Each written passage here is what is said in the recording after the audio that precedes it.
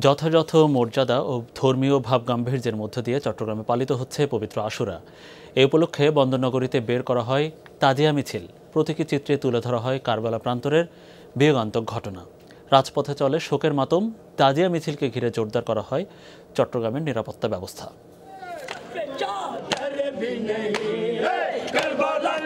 সবার কণ্ঠে হাই হোসেন রব। বুক চাপড়ে শোকের মাতম করেন অনেকে।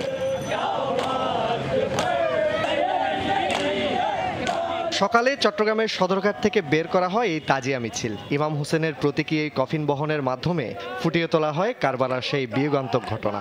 ইসলামের মৌলিকত্ব শিক্ষাকে আমরা বাস্তবায়ন করার যেই পাথেই আজকে থেকেই সূচনা হয়েছে, সেটিকেই আমরা মূলত এগিয়ে নিয়ে যাব। 72 জনকে শহীদ করে দিয়েছে। আপনার সামনে যদি শহীদ করে আপনার পরিবার 5 জনকে আপনি জীবিত থাকতে পারবেন না। যারা সত্যের বাইক করবে তারা হকে থাকবে, যারা সত্যকে ছেড়ে দিবে তারা গুমরা হয়ে যাবে। এই মেসেজ পৌঁছে দেওয়া যে ইমাম হোসেনকে এজিদের বাহিনী কিভাবে কারবালার ময়দানে নৃশংসভাবে হত্যা করেছে। আমরা এই শিয়া মুসলিমরা ঐক্য হয়ে আজকে ওনার জন্য শোক পালন করছি। আপনারা আহলে বাইত এবং ইমাম হোসেন তথা রসুলের যে ইসলামটা উনি আমাদেরকে দিয়ে গেছে, ইসলামটা আপনারা পালন করার চেষ্টা করুন।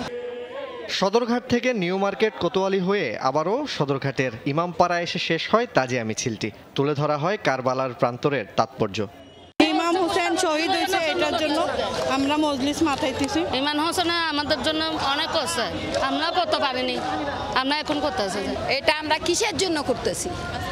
কি ত্যাগ দিছেন ওনারা, ওনাদের ত্যাগের কোনো ইয়া নাই। উম্মতের জন্য উম্মত করি, ইসলামকে বাঁচাবার জন্য, ইসলামকে বাড়াবার জন্য ওনারা শহীদ হয়েছে। আমরা দ্বিতীয় কারবালায় খালি পায়ে হাঁটতেছি রোদের ভিতর, মানে ওনাদের রূঢ় শান্তির কামনার জন্য। বিশ্ব শান্তি প্রতিষ্ঠায় ইমাম হোসেনের আদর্শ অনুসরণের আহ্বান আয়োজকদের। মওলা যেন আমাদের পুরসা কবুল করুক, এটাই যে আমরা আজকে এই শোকের মিছিল নিয়ে বের হয়েছি। পবিত্র আশুরা উদযাপনকে কেন্দ্র করে চট্টগ্রামে নেওয়া হয় কঠোর নিরাপত্তা ব্যবস্থা।